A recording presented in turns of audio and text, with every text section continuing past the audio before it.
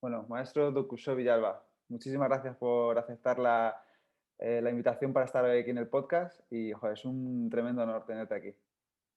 Muchas gracias, Pepe. Para mí también es una buena oportunidad de conversar contigo sobre las similitudes entre el budismo, el estoicismo, las diferencias. Vamos a ver cómo se nos da. Vale, muy bien. Yo creo que seguro que muy bien, ¿eh? Va a ser es algo muy interesante. Mm, Quería empezar un poco por el principio, ¿no? ¿Quién es maestro Dokuso Villalba? Para la gente que no te conozca, ¿quién eres? Bueno, pues yo soy una persona, un ser humano que nací en Utrera, Mm, un pueblo de la provincia de Sevilla, hace 64 años y que tuve la suerte de encontrarme con el budismo zen y de recibir la ordenación de monje budista zen siendo muy joven, apenas con 20 años, y que desde entonces, pues,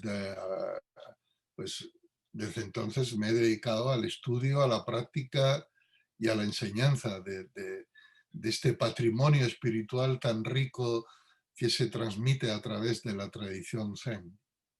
qué bueno, qué bueno. Otro que creo que también practicaba el budismo, Steve Jobs, o tenía ciertos intereses o ciertas inclinaciones hacia esta religión. Y hay un speech muy interesante que da para los graduados de la Universidad de Stanford, que dice que cuando vas viendo la vida no entiendes muy bien lo que haces en ciertas ocasiones, pero cuando la miras hacia atrás sí que puedes ver ciertos puntos en los que una decisión u otra han decidido o han ido marcando cuál es el camino de tu vida. Entonces, en ese sentido, quería saber cuáles son los puntos o los hitos de tu vida que han hecho que estés donde estés hoy. Eh, sí, podríamos citar algunos, pero la vida es un misterio, ¿eh? Es un enorme misterio. Yo me daba cuenta de este misterio cuando en el año 87 estaba en Japón, en el norte de Japón, en la otra parte del mundo, recibiendo la transmisión del Dharma, es decir, siendo reconocido como maestro zen de la tradición. Y yo me pregunté, pero ¿cómo he llegado yo hasta aquí, no? ¿Qué circunstancias me han traído? Yo que he nacido en el sur de Andalucía, en el seno de una familia de jornaleros, que mi sueño de juventud era casarme, terminar los estudios de magisterio y tener una familia feliz con hijos dedicados a ser maestro de escuela, pero de pronto las cosas van pasando. Yo creo que el hecho de que yo esté aquí, bueno, me imagino que hay una propensión innata, ¿no? Natural, una inclinación hacia la búsqueda del misterio de la vida, la comprensión de la naturaleza de la realidad. Y eso, pues, en el año 75 me llevó a leer mi primer libro sobre Zen. Y ese libro me marcó completamente, porque yo pensaba hasta entonces que el Zen era una cosa exótica, medieval, del Japón antiguo, que algo así ya no existía, ¿no? Yo había visto las películas de Kung Fu, porque soy de esa generación en la televisión, pero eso era un mundo mítico, ¿no? Y ese libro, que era de mi primer maestro, Taisen de Shimaru, me hizo ver que no, que la tradición zen era una tradición viva y que había un maestro viviendo en París enseñando el zen. Entonces, ese libro me llevó a sentarme por primera vez en meditación zen y eso sí que marcó mucho esa primera experiencia, ¿no? Así como el primer retiro intensivo que hice, estoy hablando del año 77.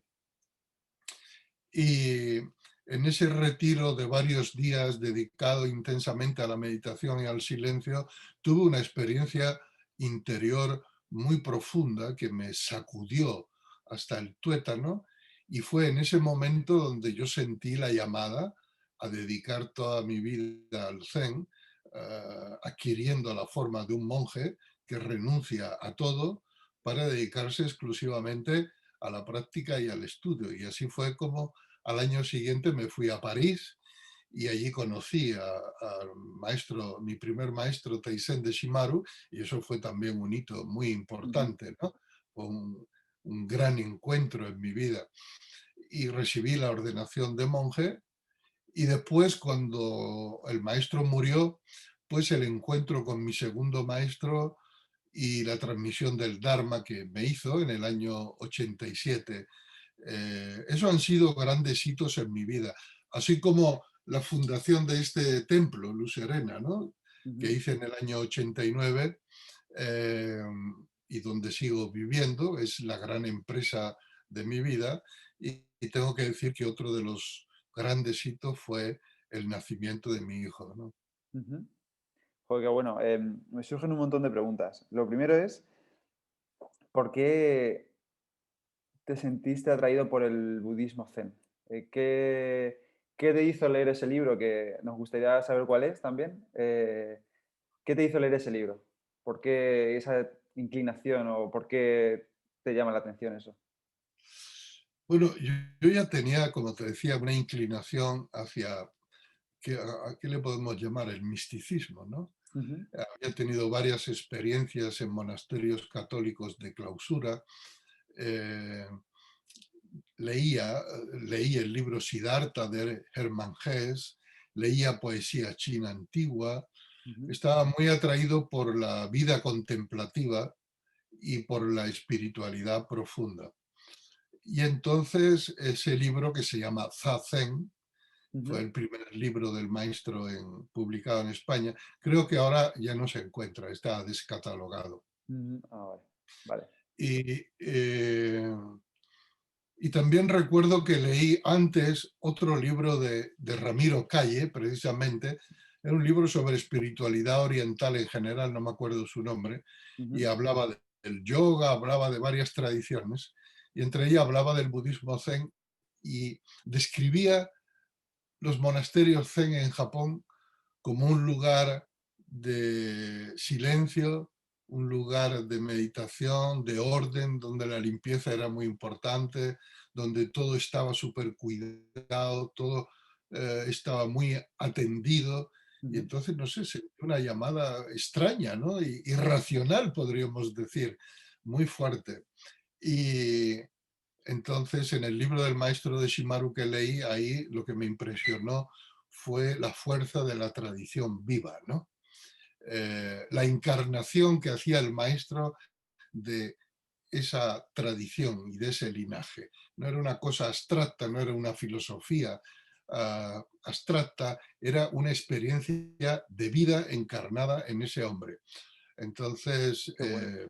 fue así como eh, me senté por primera vez en meditación, y una vez que me senté en meditación fue el proceso mismo de la experiencia meditativa como un oleaje el que me fue llevando cada vez más profundamente a las aguas profundas del Zen, ¿no? Qué bueno, qué interesante. Mm, yo reconozco que también me siento atraído por eso, por, no sé cómo decirlo, el misticismo de la vida, ¿no? Y la filosofía cada vez más. Y eso me ha llevado al estoicismo de momento. Y el budismo es algo que me interesa, pero lo tengo totalmente desubicado. O sea, yo sé que a raíz de estudiar estoicismo ya empiezo a entender preceptos, autores, filósofos, etcétera, pero con el budismo sé lo que es y demás, pero estoy perdido. Muy rápidamente, porque creo que esto puede ser una pregunta que dé para horas. eh, ¿Qué es el budismo? ¿El budismo zen es un tipo de budismo? O sea, ¿hay más tipos de budismo? ¿O A cómo, ver, tú cómo- antes te has referido al budismo como una religión, ¿no? Sí. Bien, depende de lo que se entienda por religión, ¿no? Ujú, Lo que no es una religión teísta. ¿M? vale. Para nosotros los occidentales nos cuesta mucho entender el término religión no aplicado a las religiones teístas, ¿no? Y al contrario, algunos, como saben que en el budismo no se trabaja con la hipótesis de Dios, por lo tanto no lo consideran una religión. Ujú, Pero si atendemos al origen etimológico de la palabra religión, de religio o de religare, que significa volver a unir. Ujú, Entonces, el budismo es una vía unitiva, igual que el yoga. Una vía unitiva que quiere decir que restablece la conexión y la unidad fundamental entre el ser humano y el orden cósmico y la naturaleza, ¿no? ujú, Es decir, nos ayuda a trascender la sensación y la creencia de que estamos separados de la totalidad, ¿no? O de que lo que somos es algo que está encapsulado en este cuerpo. Es una vía de unión. Pero nosotros decimos desde dentro del budismo que es un camino de despertar. ujú. Es una vía. Nosotros nos referimos al budismo como una vía. El budismo es una palabra occidental.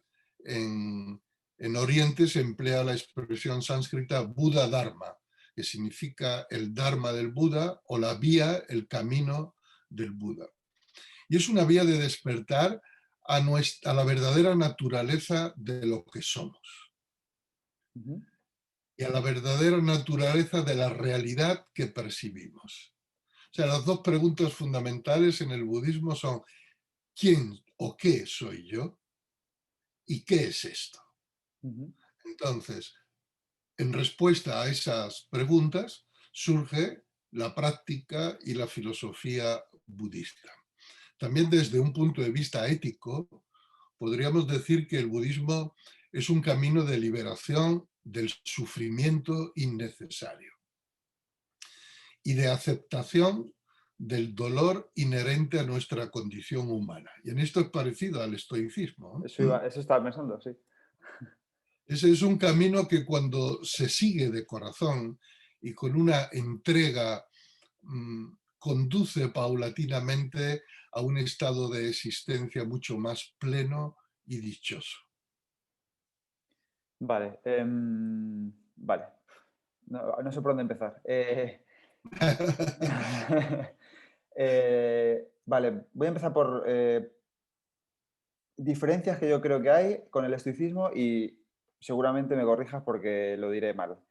En ese sentido, por ejemplo, a mí me parece que el estoicismo es mucho más práctico, de hecho se define como una filosofía práctica. ¿Por qué? Porque se puede aplicar a prácticamente cualquier situación en la vida, en cualquier momento.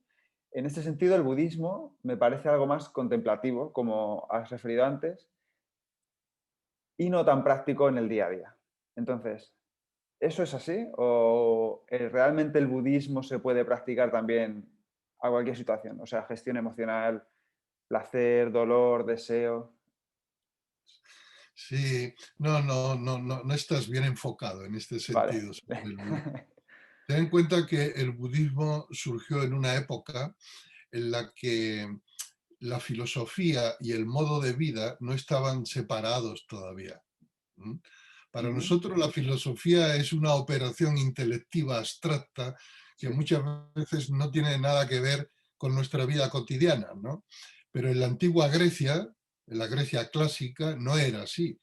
La filosofía era una filosofía práctica de vida y el budismo es exactamente eso, una filosofía práctica de vida también. No es una ideología metafísica, y cuando tú llamas contemplación, cuando tú dices contemplación, no pienses que los maestros, los practicantes del budismo estamos todo el tiempo sentados, abstraídos de la realidad, ni mucho menos.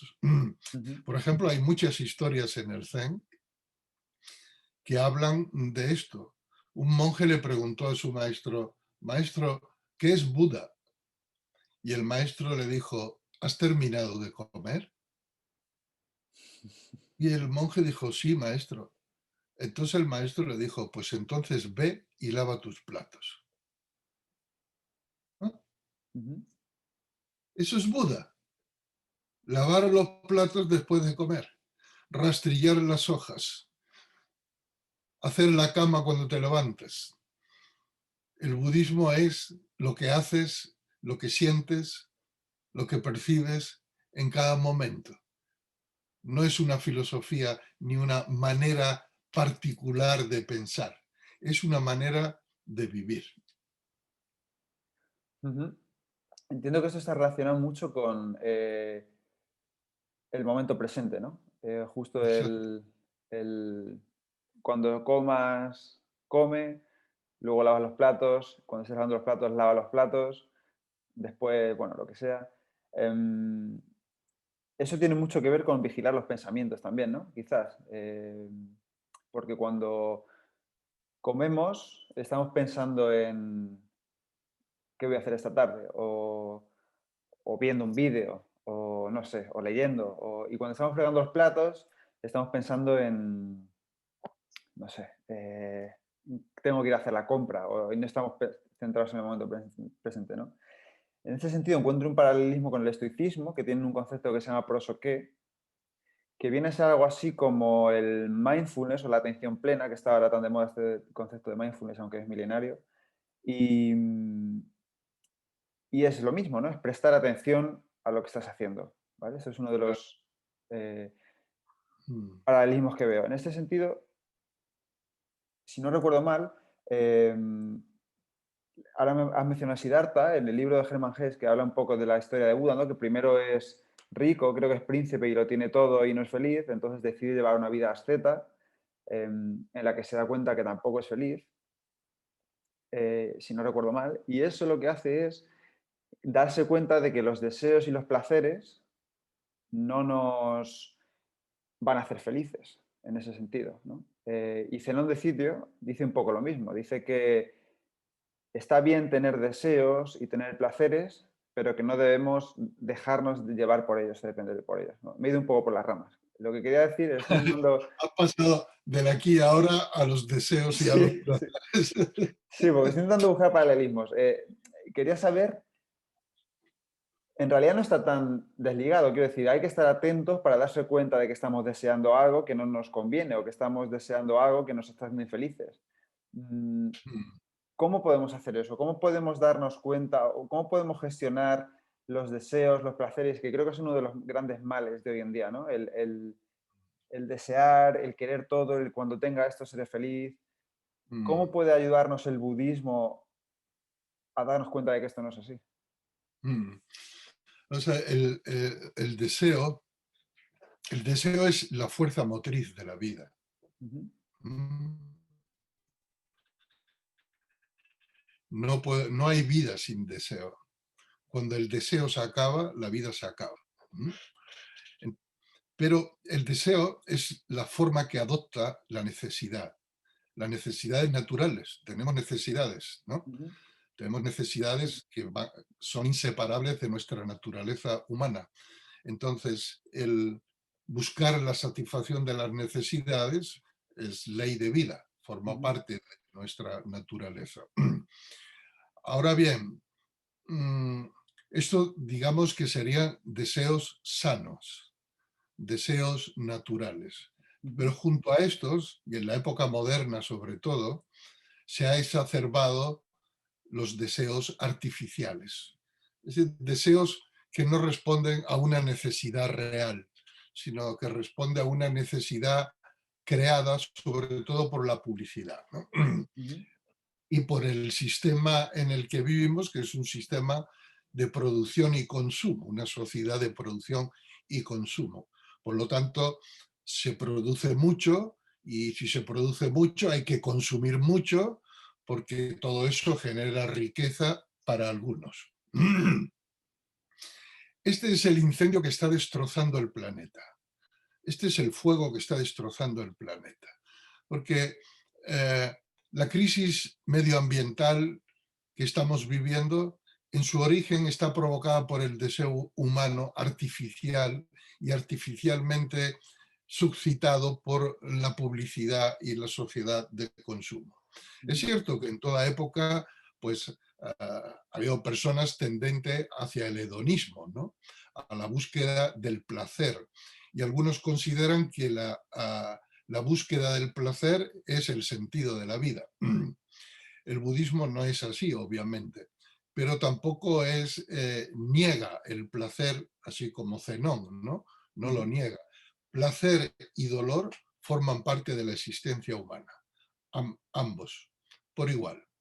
Es cierto que hay una inclinación en todos nosotros a liberarnos del sufrimiento y del dolor y encontrar un modo de vida placentero, un modo de vida en el que no suframos, ¿no?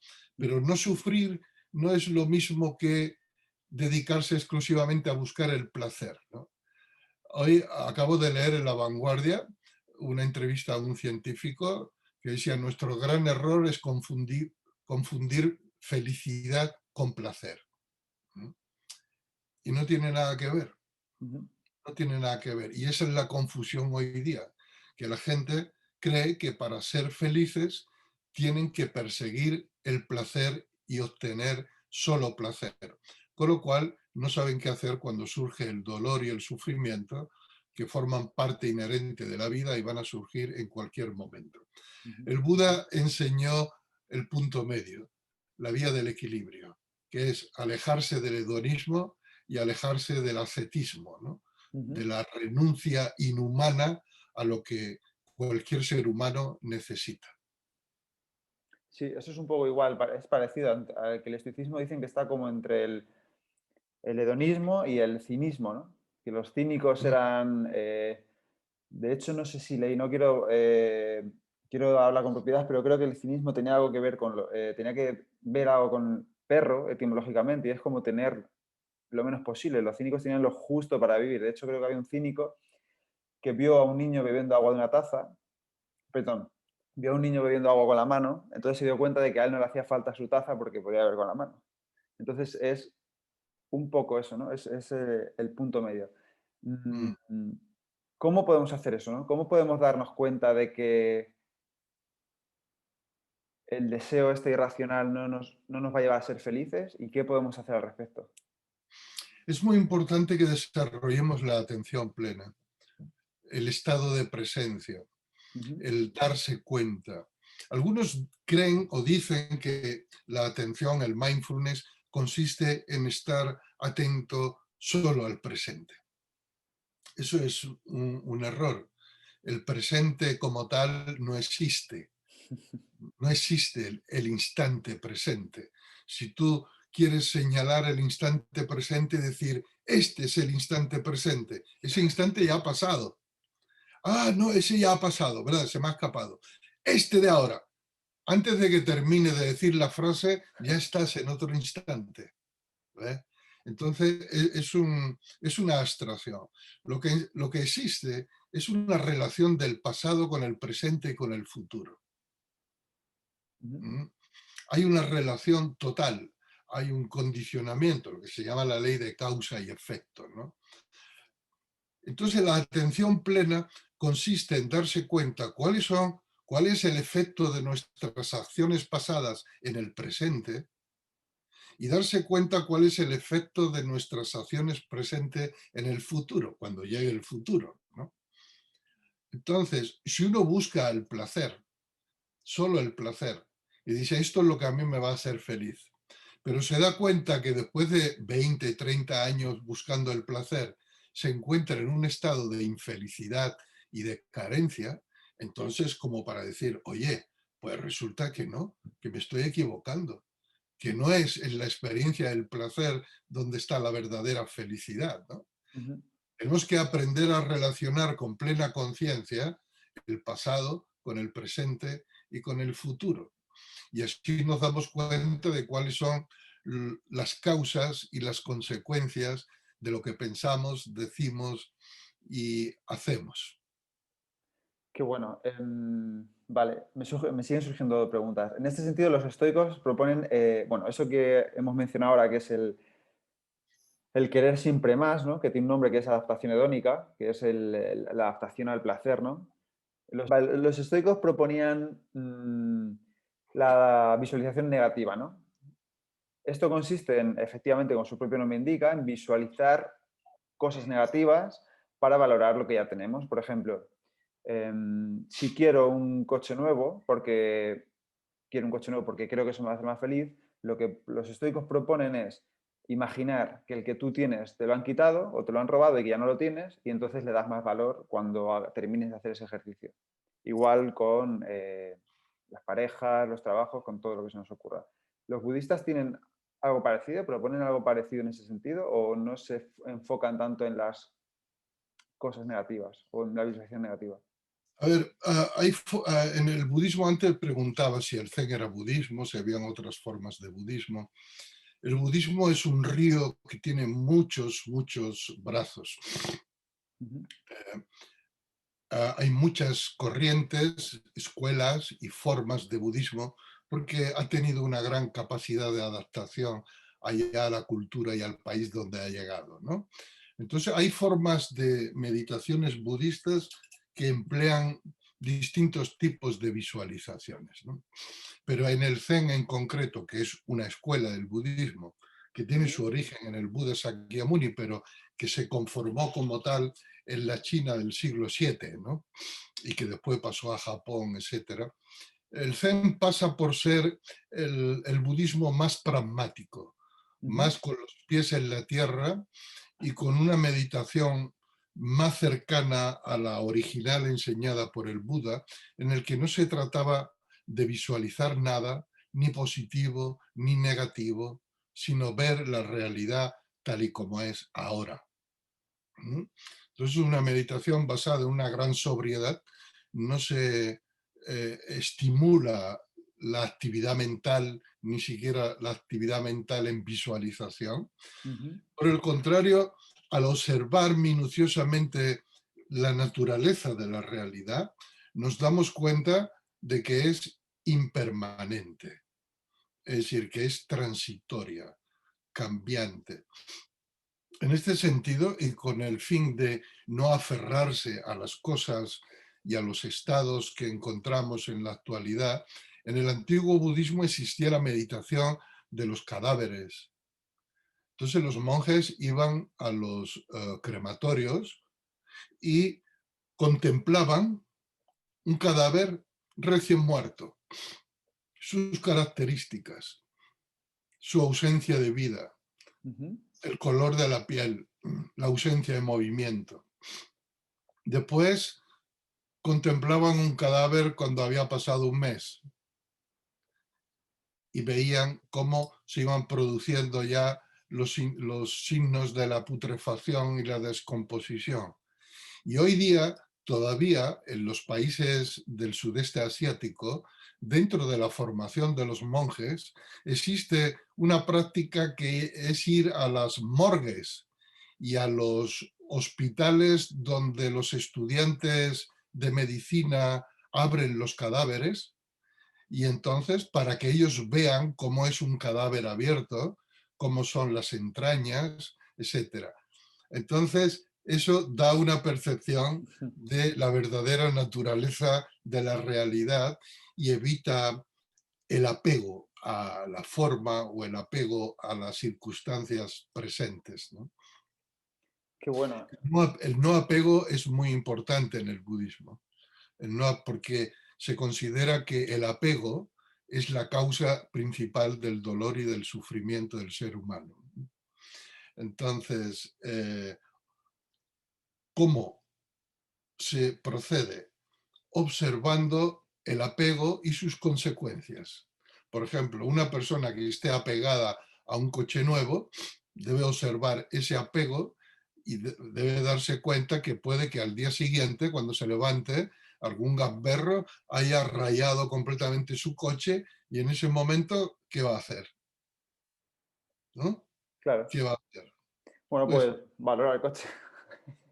valorar el coche o aceptar que el coche tiene solo un valor relativo, que tampoco es cuestión de apegarse tanto al coche, que tiene una función utilitaria y nada más.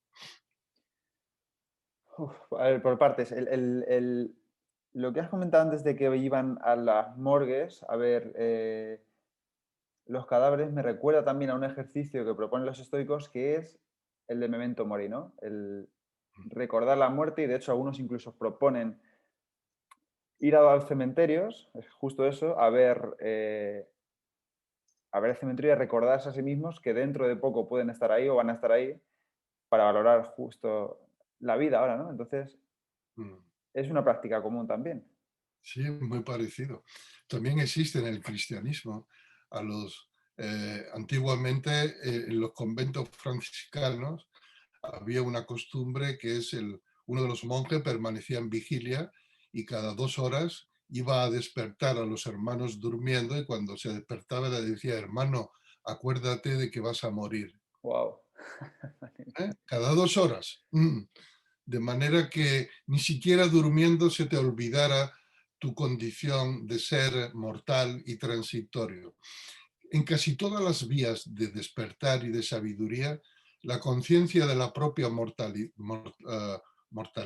¿no? de la propia, del propio carácter transitorio, ha sido siempre muy importante porque es justo esa conciencia la que nos hace valorar el instante presente, el instante de vida, ¿no? La que nos hace valorar lo que tenemos, valorarlo y al mismo tiempo con desapego, porque sabemos que en el momento de la muerte no nos podremos llevar nada en nuestro viaje, en nuestro viaje hacia la disolución, ni siquiera el número atrasado de una revista para leer por el camino.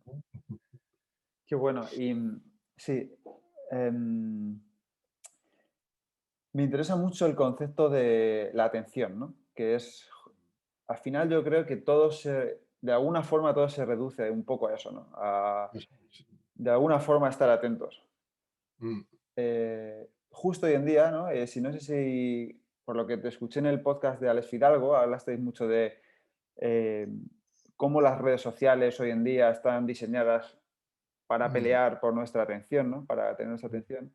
Y en el documental de Netflix de Social Dilemma, no sé cómo es en español, el gran dilema de las redes sociales o algo así, hablan justo de eso y lo reconocen, ¿no? Que ellos han diseñado. mm. ¿Cómo podemos protegernos de eso? ¿Y cómo podemos... Son muchas preguntas. ¿Cómo podemos proteger nuestra atención? ¿Cómo podemos Ya, desarrollarla? eso es justo lo que ahora estoy desarrollando en un curso que estoy impartiendo online que se llama autonomía atencional. Es un concepto que he creado justo a partir de esta situación eh, para hacernos ver lo importante que es que recuperemos nuestra autonomía atencional. Es decir, el uso consciente y voluntario de esta gran facultad que tenemos los seres humanos, que es la atención. Ujú. La atención es tan fundamental en nuestra vida porque es la condición sine qua non de la conciencia. Sin atención no hay conciencia. Sin atención no hay conocimiento. Sin atención no hay facultades cognitivas. No podemos llegar a saber ni a conocer nada. Porque la atención es el movimiento original de la mente de dirigir esta luz que es la conciencia hacia el objeto. Y gracias a esa dirección tomamos conciencia del objeto externo o también de los objetos de la percepción y de la experiencia internos, ¿no? Por ejemplo, la meditación es el cultivo de la atención a los procesos internos, ¿no? De nuestra propia mente. Entonces, en la base de cualquier facultad cognitiva convencional y también de la conciencia y por supuesto de la conciencia despierta de un Buda, está el cultivo, la protección y el cuidado de la atención. Por eso hace años que yo creé una metodología de mindfulness llamada mindfulness basada en la tradición budista, en la que enseñamos a través de cursos a cultivar sistemáticamente la atención. Y el cultivo de la atención se encuentra en la base del budismo zen, de todas las formas de budismo, etcétera, etcétera. Entonces, ¿cómo proteger nuestra atención? Pues en primer lugar, tomando conciencia de la importancia de la atención, tomando conciencia de lo que es la atención, poniendo atención a la atención. Ujú. Que el asunto es que usamos la atención, pero no somos conscientes de cómo la usamos y en qué la usamos, dónde la enfocamos, dónde la ponemos. Ya fíjate que desde que entramos en la era de la información, a mediados del siglo pasado, se produjo un hecho histórico y evolutivo muy importante. La humanidad comenzó a doblar la cantidad de información generada cada 2 años y ahora Wow. cada vez menos tiempo. Se dice que hasta el 2003 la humanidad había creado 5 exabytes de información. En el 2011, 5 exabytes de información se creaban cada 2 días. Wow. Esto quiere decir que hay una cantidad de información disponible para todo el mundo a través de las tecnologías de la información y de la comunicación, ¿no? Como son la radio, la televisión, los medios de comunicación y sobre todo Internet, que ya solamente este hecho nos hace entrar en un estado de ansiedad. ¿Por qué? Porque la información es inmaterial e ilimitada y se duplica cada día. Sin embargo, nuestro recurso atencional es limitado. Nuestra atención es limitada. No podemos atender a todo al mismo tiempo. Y después de un día de uso intensivo de la atención, tenemos un cierto cansancio y el umbral de atención disminuye. Esto es natural. Por eso por la noche, cuando se acerca la hora de dormir, ya estamos medio zombie y no prestamos mucha atención porque ya estamos mentalmente cansados. Entonces esto genera lo que Alvin Toffler llamó el shock del futuro, caracterizado por una infosicación, que es una intoxicación de información, lo cual produce una fatiga informacional que todos podemos sentir hoy día, que conduce, entre otras cosas, al estrés, a la depresión y a los trastornos de déficit de atención, porque la fatiga informativa, paradójicamente, hace que nuestra atención disminuya. Esto ya en sí es grave e importante, pero es que desde la irrupción de las redes sociales se ha desarrollado algo que se llama la tecnología de la persuasión. Y lo han desarrollado en la Universidad de Stanford también. Casi todos los gurús de Silicon Valley estudiaron allí en un laboratorio que se llamaba Laboratorio de Tecnologías de la Persuasión. ¿Y qué estudiaban? Pues una combinación de técnicas conductistas y cognitivas, es decir, unas aplicaciones del conocimiento del cerebro humano junto con la ingeniería informática para provocar adiciones a productos informáticos, a productos sobre todo a aplicaciones, como Facebook, Google, Instagram, YouTube y todo eso.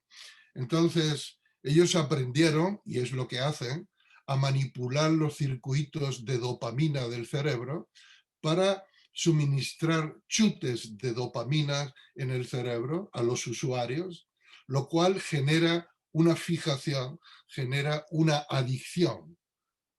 Y todas las tecnologías que encontramos en YouTube, en Facebook, en Google, están hechas para eso, para crear adicción, para secuestrar la atención. Por eso las redes sociales son grandes secuestradores de la atención. ¿Y todo eso para qué? ¿Con qué motivo? Pues porque, por la siguiente razón, que las tecnologías de la información y de la comunicación han generado un nuevo negocio, un nuevo modelo de negocio, una nueva manera de ganar dinero. A esta nueva economía se la llama precisamente economía de la atención. ¿Y en qué consiste? Consiste en captar la atención de los usuarios, captar datos de las conductas de los usuarios para vendérsela a los anunciantes y que los anunciantes puedan colocar anuncios en el momento clave, en el momento adecuado para que el usuario pique. esta es la economía de la atención, que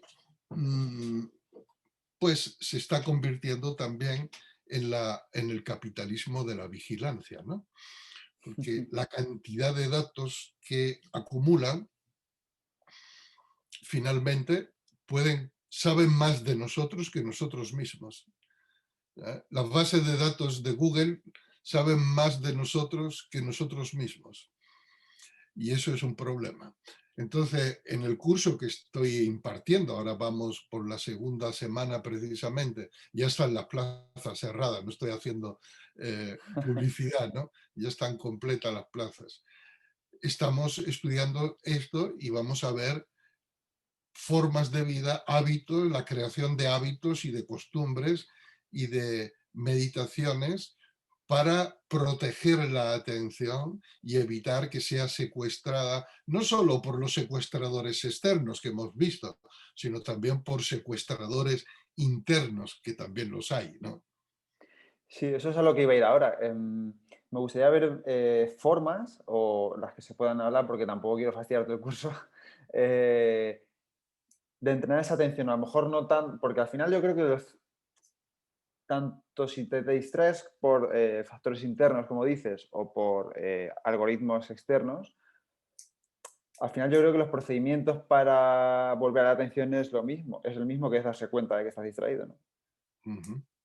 En ese Por ahí, sentido, por ahí se empieza. ujú, en ese sentido, claro, si no te das cuenta no puedes volver al aquí y a la hora. Entonces, en ese sentido, ¿cómo podemos? Entiendo que la meditación es una de las formas de darse cuenta de volver aquí a la hora. ¿Cómo podemos meditar o cuál es el proceso que hacemos en la meditación para entrenar precisamente ese músculo, ¿no? Ah, Ese darse cuenta. tú lo has dicho, es un entrenamiento.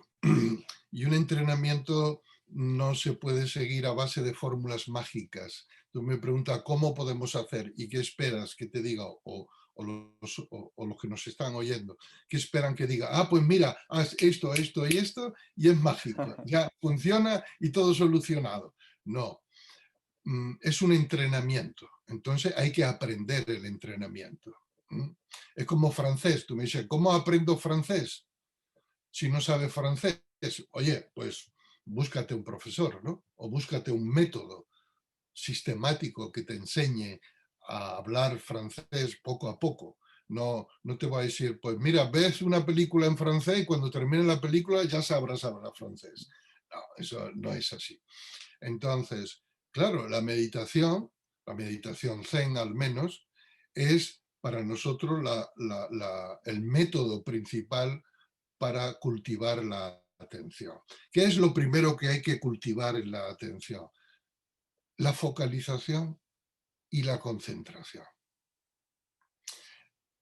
La dispersión mental es un estado en el que la atención no se detiene sobre nada, sino que revolotea como una mariposa de un pensamiento a otro, de un estímulo externo a otro interno, y no es capaz de enfocarse y de concentrarse en algo. A esto en psicología se le llama la atención sostenida, Ujú, es decir, la capacidad de mantener la atención enfocada en algo durante un largo tiempo. ¿Mm? Nosotros lo aprendemos con una técnica muy sencilla y muy antigua y muy eficaz, que es enfocar la atención en el flujo respiratorio, en la respiración. ujú, Eso se llama anapanasati en sánscrito ujú, y no en pali. Y entonces ese entrenamiento en la meditación continuado nos conecta con el presente, porque la respiración siempre se está produciendo en el presente, ¿verdad? Y nos mantiene concentrados y anclados a algo que está sucediendo aquí y ahora tras aquí y ahora. Ese es el primer soporte, porque el budismo ha enseñado desde la antigüedad el cultivo sistemático de la atención. Se podría definir el budismo como una tecnología de desarrollo de la atención. Entonces, en la tradición se habla de 4 soportes para anclar la atención. El primero es el cuerpo. ¿Qué hace el cuerpo? ¿Mm? ¿En qué postura está el cuerpo? ¿Cómo tenemos la cabeza? ¿Qué hacemos con las manos cuando caminamos, cuando estamos sentados, cuando estamos acostados, cuando nos volvemos? La conciencia del cuerpo, la conciencia corporal. Y sobre todo, la respiración, que es una de las funciones básicas del cuerpo, ¿no? Mantener la atención anclada en la respiración. Por ejemplo, estamos conduciendo y tenemos que ver el entorno, el movimiento, el espacio, pero al mismo tiempo podemos ir atento a la postura en la que estamos sentados en el coche, podemos ir atento a nuestro flujo respiratorio, uniendo lo exterior con lo interior en, en un estado de atención expandida. Eso es muy importante. El segundo soporte son las sensaciones. Entonces, en la meditación zen, sentada y en la vida cotidiana, aprendemos a enfocar la atención en las sensaciones para darnos cuenta de lo que estamos sintiendo con los 5 esferas sensoriales, ¿no? Ujú. Esto hace que nuestra sensibilidad sensorial se avive y se vuelva más, más lúcida, ¿no? Y el tercer soporte son los estados emocionales. ¿Qué emoción estamos experimentando en este momento? La experiencia de nuestro momento presente está teñida por qué emoción. Puede haber impaciencia, puede haber ansiedad, puede haber fobia, puede haber filia, puede haber apego, puede haber asombro. ¿Mm? Ser consciente de cuáles son las emociones que estamos experimentando. En cuarto lugar, el cuarto soporte son los contenidos mentales propiamente, es decir, los pensamientos, las ideaciones, los proyectos de futuro, los recuerdos. Darnos cuenta, cuando prestamos atención a esto a través de la observación, de que aún estando en el presente, la mente genera mundos ficticios sobre el pasado y sobre el futuro. ¿Mm? Está creando representaciones mentales, porque los pensamientos son representaciones, imágenes mentales de la realidad.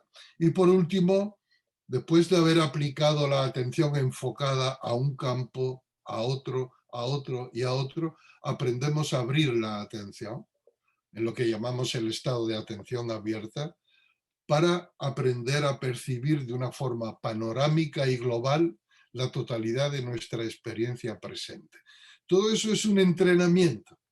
Qué bueno. Por ejemplo, en el curso de profundización de mindfulness basado en la tradición budista, que empieza en enero y dura 6 meses, vamos recorriendo sistemáticamente cada uno de estos soportes, de forma que cuando acaba el curso, el alumno tiene una sólida experiencia y una conciencia muy clara del poder de su atención y de cómo usarla. Qué bueno. Qué maravilla. La verdad es que es una explicación, es la explicación más amplia que he oído nunca de la atención en la meditación.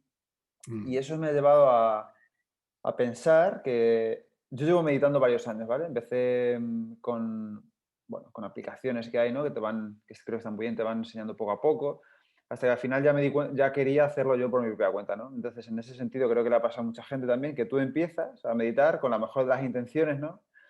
Y una de las cosas que siempre se dice es que no existe una meditación buena o mala, sino mm. que es una meditación y ya está, la tienes que aceptar como tal. Entonces yo me siento y empiezo a meditar, ¿no? Como bien dices, te enfocas en la respiración y inspiras, sientes cómo se llena todo, cómo se va vaciando y de repente empiezas a pensar en cosas. ¿Qué hay que hacer ahí? Mira, Porque eso pasa miles de veces. O sea, yo llevo meditando 5 o 6 años y me pasa cada vez más, yo creo. mira, Pepe, eh, lo primero que un meditador debe hacer es buscarse un buen maestro de meditación o un buen instructor de meditación. La meditación no se puede aprender por sí misma. No se puede aprender. después de tantos años llevas realizando, digamos, eh, errores que se están anquilosando en tus hábitos, mientras que si hubieras estudiado con un maestro desde el principio, en 2 meses te habrías dado cuenta de eso y sabrías cómo aplicar para dejar de que eso pase. Esto es Ujú. muy importante, digo, la gente hoy día pues consideran que lo pueden hacer todo solo y que no necesita que nadie le enseñe nada. Pero tenemos que ser humildes y reconocer que necesitamos aprender. Si queremos aprender de verdad y adquirir hábitos realmente sólidos y serios. Entonces, vente a un retiro Zen, vente a un curso de MBTV y yo te enseño. Pues lo haré seguro, ¿eh? Porque, ¿qué quieres? ¿Que te dé una fórmula mágica ahora aquí en medio de esta entrevista? No, bueno, es siempre curiosidad, ¿no? Ya, De la no mira, identificación con los pensamientos, que al final nos acabamos identificando, ¿no? Porque lo que piensas de alguna forma, como bien dices, es una representación que al final acabas haciendo un poco tuya, ¿no? Y crees que esa es tu realidad. ya, pero esto es como Ulises, hay que atarse al mástil para no oír cantos de sirena. Cuando tú te enfocas, aprendes a enfocarte en la respiración, los pensamientos, las sensaciones, los picores, los ruidos son distractores, son sirenas que te distraen. Entonces va, uno hace así, no, tiene que aprender a anclarse ahí y eso implica disciplina, implica determinación y también implica renuncia, que es una palabra tabú. Hoy día la renuncia es una palabra tabú. Es decir, la concentración está basado en lo que los psicólogos llaman la atención selectiva. Ujú. Selecciona algo sobre lo que enfocarte. Pero al seleccionar algo, tienes que renunciar a todo el resto. ¿Vale? Y hoy día la gente quiere seleccionar algo y al mismo tiempo quieren tener todo el resto, lo cual es imposible. Entonces, saber renunciar es cuando tú te sientas en meditación, te puedes decir, ahora, durante 10, 15 minutos, voy a enfocar la atención exclusivamente en la respiración y voy a renunciar a todos los demás aspectos de mi experiencia, a todos. Y eso debe ser una renuncia consciente. Ujú. Por ahí se empieza. Vale, vale. Sí, eso me recuerda a un libro que veo que te gusta mucho leer, que se llama Esencialismo, No por lo si te conozco. interesa. Que habla justo de eso, de centrarse en lo esencial y de que cuando dices sí a algo estás diciendo no a todo lo demás. Entonces habla un poco Claro. de cómo identificar a qué decir sí y cómo eliminar qué decir no. Entonces Sí, es va muy, muy muy por ahí. interesante. Muy Vale, interesante. pues esencialismo se llama. Ah, Em, tomo nota. Mm. ¿Qué lecturas? Bueno, porque la entrevista, como te comenté, está dividida en preguntas mías, preguntas de la audiencia y preguntas rápidas. Entonces quiero empezar con las preguntas de la audiencia para darles la importancia que tienen y que hay algunas que son súper interesantes, ¿no? En este Mm. sentido hay una que me gusta mucho que dice que ¿qué lecturas nos recomiendas para aquellos que queramos empezar a entender el budismo? Yo recomiendo siempre a todo el mundo que se acerca a mí el Zen en la Plaza del Mercado. ¿Mm? Fue un libro que escribí y publiqué en el 2008. Después ha sido reeditado por la editorial Kairos en el 2018, creo, hace 2 años. Y ahí, de una forma muy sencilla, muy clara, hay una introducción al budismo, al zen y también a la aplicación del zen en la vida cotidiana, en medio de la sociedad de mercado. Por eso, en la sociedad productivista consumista, por eso se llama zen en la plaza del mercado. Qué bueno. Pues lo pondré en las notas del capítulo para la gente que quiera acceder al Mm. libro. ¿Cómo podemos porque esto es una cosa que también tiene que ver con, ¿no? Con estoicismo y budismo. Para los estoicos lo importante es actuar con virtud, es decir, tú puedes controlar la voluntad o tu intención con la que quieres hacer algo, pero no puedes controlar el resultado de esa acción. Puedes influir en él o como dicen, ¿no? Creo que lo decía Cicerón, en el momento en que lanzas la flecha ya no depende de ti si va a dar en el blanco o no. Y creo que los Exacto. budistas también hablan mucho de enfocarse más en el proceso, en el momento y no tanto en el resultado. Mm. En ese sentido, ¿cómo podemos hacer eso? ¿No? Porque yo reconozco que me cuesta mucho hacer algo sin tener un fin en mente y eso me impide muchas veces disfrutar de lo que estoy haciendo. Bueno, tener un fin, un propósito, no es negativo. O sea, cuando tú emprendes un viaje desde... ¿Tú dónde vives? Yo vivo en Extremadura, en Cáceres. En Cáceres. Ujú, Pues si quieres ir de Cáceres a Badajoz, está claro que tú quieres ir a Badajoz, ¿no? Entonces, tener un objetivo y un propósito es natural. No puedes decir, oye, yo salgo de Cáceres y a ver dónde me lleva el coche, me da igual dónde me lleve. No, no, no es eso. Tú quieres ir a Badajoz. Entonces, no, quieres ir a Badajoz y coge la carretera de Badajoz. Ahora, en el camino no puedes estar pensando todo el tiempo, ay, a ver cuándo llego abajo, a ver cuándo llego a mi destino, a ver qué me voy a encontrar cuando llegue allí. ¿Estará lloviendo o no estará lloviendo? ¿Estará confinado o no estará confinado? Eso es inútil, ¿no? Eso ujú, es inútil. Mira, decía Picasso, cada vez me interesa menos el resultado final del acto creativo. Y en lo que realmente disfruto, decía Picasso, es en cada instante de la creación, en cada pincelada, qué bueno. en cómo se va desarrollando el cuadro instante tras instante. Lo que llega a ser cuando termine no me interesa. Eso es muy zen, eso es muy estoico también. Ujú, Nosotros decimos, el aquí y ahora es aquí y ahora. ¿Mm? qué bueno.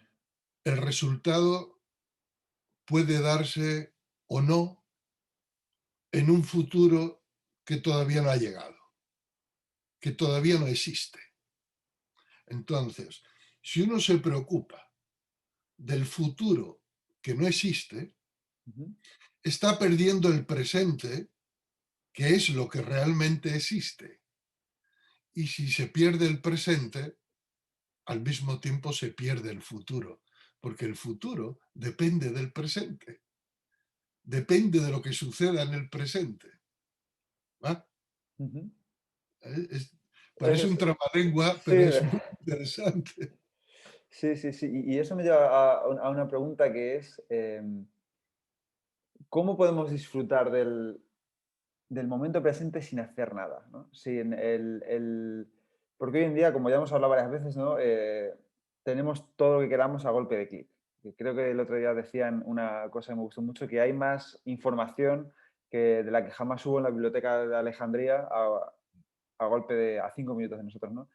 Y en ese Mm. sentido, a mí me reconozco que muchas veces tengo la necesidad de hacer, hacer, hacer, hacer, hacer, porque parece que si no haces nada, estás un poco perdiendo el tiempo.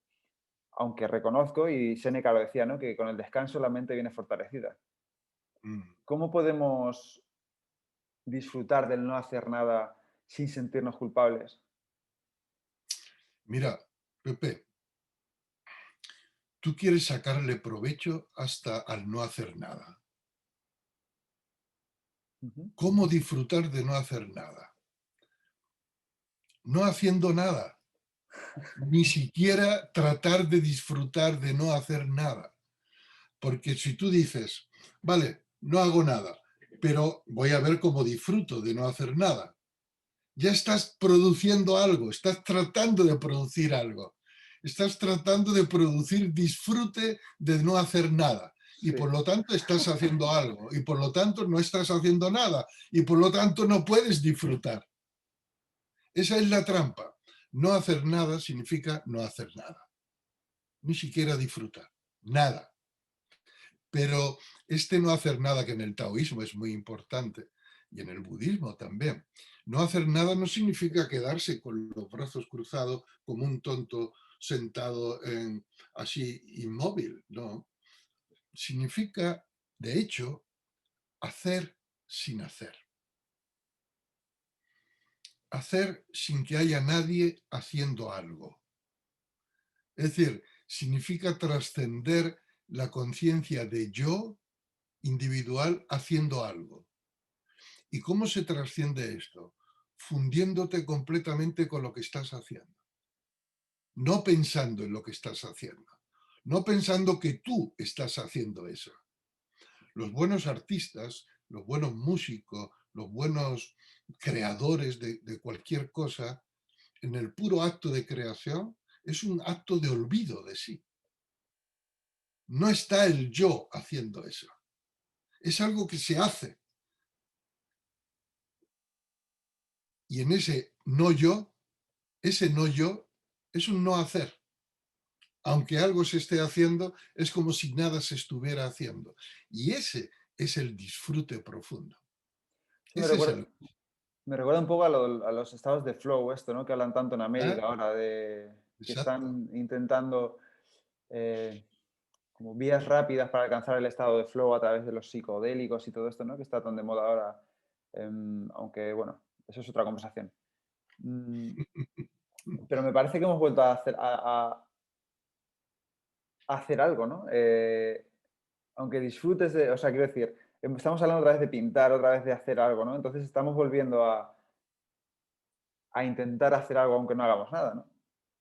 No, es que ten en cuenta que el ser humano no es un mineral, no es una roca, no es algo que se pueda quedar en un estado inerte una hora y otra y otra. Nosotros necesitamos movernos para vivir. La vida nos impulsa a movernos, nos impulsa a buscar alimentos, nos impulsa a buscar conocimiento, a buscar novia, a buscar una aplicación para el ordenador. Siempre estamos Ujú. en algún... Y después, obviamente, necesitamos el descanso, que es no hacer o es un descansar, ¿no? Yo, por ejemplo, soy un adicto a las siestas, que es el yoga hispánico, ¿no? El yoga hispano. Después de comer media horita de siesta, entonces ese momento en el que no pienso en nada, no hago nada, no preveo nada, no planifico nada, solo entro en un estado de amodorramiento así súper rico, después, ¡cha! Cuando me despierto estoy otra vez pleno para seguir con la actividad. Te digo que el no hacer nada no significa no hacer nada, significa hacer algo sin que haya alguien haciéndolo, Ya, ya, porque ya. lo que cansa es el alguien que está haciendo eso, el yo que cree estar haciendo eso. ¿Mm? Qué bueno. Mm. Em, y esto se relaciona un poco, ¿no? Con el concepto japonés que seguro que conoces muy bien de Ikigai, ¿no? Que también va un poco por ahí, ¿no? En encontrar lo tuyo, ¿no? Con cómo disfrutas tú o cómo entras tú. Eh, creo que el concepto de Ikigai, si no me equivoco, es encontrar algo que se te da bien, que ayuda a los demás y con lo que a la vez te puedes ganar la vida o algo así, ¿no? Porque tampoco soy experto en eso. Entonces me pregunto cuál es tu Ikigai, ¿no? ¿Qué es lo que te hace a ti levantarte por las mañanas de la cama y cuál es el sentido de tu vida? ¿Cuál es el sentido que tú le das a tu vida? La verdad es que no tenía ni idea del Ikigai, pero si es eso, me parece estupendo. Está muy bien. Yo no sabría decirte. Yo, ¿qué es lo que me motiva? Nunca me he preguntado qué es lo que me motiva a levantarme cada mañana de la cama. Yo sencillamente me levanto. ¿Y qué es lo que hace que me levante? Pues la misma fuerza que me impulsa a respirar, que me impulsa a vivir, que me impulsa a trabajar. Es decir, la vida que hay en mí, la vida que soy. Eso es lo que me impulsa cada mañana a levantarme de la cama. Es cierto, o sea, no tengo ninguna ilusión especial cuando despierto los ojos de decir, ay, hoy voy a hacer esto, tal. No, sino me levanto porque una vez que has descansado, lo natural es que te levantes y vas a ver el día qué es lo que te aguarda, cuáles son las sorpresas de ese momento, ¿no? Y claro, yo, por ejemplo, desde los 20 años soy monje zen. Quiere decir que he hecho mío que mi beneficio o mi bien es al mismo tiempo el bien y el beneficio de los demás. Quiere decir, una vida entregada para el bien de los demás, para mi propio bien y el bien de los demás. Entonces, eso forma parte importante para mí. Ujú. Nunca he tenido una ambición personal de, digo, desde que me hice monje, ¿no? De hacer una carrera, de hacer dinero, de tener posesiones, de... No, sino que vivo dedicado, a, como he dicho antes, al estudio, a la práctica y a la enseñanza del Zen, porque considero que es una enseñanza que beneficia enormemente a la gente. Yo lo veo por mí mismo, ¿no? A lo largo de todos estos años. Pero yo considero que eso forma parte de la fuerza de mi vida. Es la fuerza que me levanta cada mañana, y cuando esa fuerza se agote, pues ese día entonces ya no me levantaré más. Qué bueno, pues te recomiendo entonces el libro de Ikigai de Francesc Miralles, que es un autor, si no me equivoco, de Barcelona, que explica muy bien eso de lo que acabas de hablar, que yo creo que es esto Ikigai, por lo que me has dicho. Y bueno, Estupendo. para no quitarte Oye, mucho, estoy aprendiendo muchos libros contigo, ¿eh? bueno, Muchas gracias. Eres una fuente bibliográfica estupenda. sí, no, me gusta mucho leer, la verdad es que paso gran parte del día leyendo. Así que bueno, eso creo que compartimos también. Ya, Mm, qué bueno. Ya para ir terminando la entrevista, no te quiero quitar mucho más tiempo, quería hacer una última sección de preguntas rápidas para Ajá. que, bueno, los que nos están escuchando te conozcan un poco más y al final diremos dónde pueden encontrarte, contactar contigo, con el templo, con lo que ellos quieran, ¿vale? La primera pregunta de esta sección es, ¿cuál es el libro que más has regalado y por qué? Sin lugar a dudas, Zen en la Plaza del Mercado, porque me parece un libro muy completo y muy necesario también, porque la tercera parte habla de la necesidad de asumir un estilo de vida basado en la simplicidad voluntaria, reduciendo los deseos, porque es la manera de apagar el fuego que está destrozando el planeta. Qué bueno. Vale, pues bueno, ya lo teníamos apuntado. Mm. Em, ¿En qué te gustaría mejorar? Ah, pues en no tener una vida tan sedentaria como la que tengo ahora, porque las obligaciones me mantienen mucho tiempo trabajando en el despacho, en el ordenador, leyendo. Tengo una huerta que me encanta Qué guay. mm, cultivar, tengo un jardín en el que disfruto mucho trabajando y echo de menos poder caminar más por la naturaleza. O sea, un poco más de actividad física me gustaría tener, sí. Vale. Sí, yo estoy también en ese punto. Pues justo ahora me he hecho daño en la espalda y llevo una semana casi en cama, ya me estoy empezando a poder Ah, levantar ahora y he hecho un montón de menos poder hacer deporte, andar, moverme. Yo creo que la mente sigue al cuerpo mucho, ¿no? sí, hay que tener en cuenta eso que decían los romanos, ¿no? Mens sana in corpore sano. Exactamente, exactamente, sí. ¿Qué es para ti la felicidad? Pues, digamos en pocas palabras, para no alargar, aceptar las cosas como son. Muy estoico también eso, ¿no? Ah, la ataraxia, ¿no? De los Sí, estoicos. sí, sí, O sí. ataraxia, ¿cómo se dice? Yo creo que ataraxia. Por lo menos Ataraxia. en castellano creo que es ataraxia, que es sí, Mm, la tranquilidad mental que viene, ¿no? del mm, actuar con virtud. Exacto. Mm. ¿A quién te gustaría conocer que no hayas podido hacerlo? Vale cualquier figura histórica, quien sea. Pues la verdad que me gustaría conocerme a mí mismo. Bueno, Y estoy en ello, estoy en ello. ¿y cómo sabes si algún día lo has hecho? No creo que consiga conocer nunca el misterio que es un ser humano, que es la vida humana. Pero bueno, me gustaría conocer cada vez más. Qué bueno. Y ya para terminar la última pregunta, ¿a quién te gustaría traer a este podcast? ¿Quién crees que sería un buen entrevistado o qué podcast te gustaría escuchar de mí entrevistando a alguien? Yo te aconsejo que entrevistes a Mónica Caballé. Es una filósofa, creo que vive en Madrid, ha escrito varios libros muy interesantes, practica la terapia filosófica, es decir, la filosofía como terapia Ujú. existencial, es una mujer de una gran sensibilidad, de una gran inteligencia y seguro que podréis hacer una entrevista brillante. Qué bueno. Mónica Caballé con V. Ah, vale, vale. Pues estupendo, pues muchísimas gracias por tu tiempo y si no sé si quieres decir algo más, si quieres añadir algo. Bueno, no me has preguntado dónde pueden encontrarme Eso es lo que iba a los hacer ahora. que era la última pregunta. Pues decir que vivo aquí en el Templo Luz Serena, Ujú. que se encuentra en la provincia de Valencia, término municipal de Requena, comunidad budista Soto Zen, podéis buscar en internet. Tenemos un programa anual de retiros de introducción en el que, a los que podéis venir para aprender a meditar y tener una experiencia en medio de la naturaleza.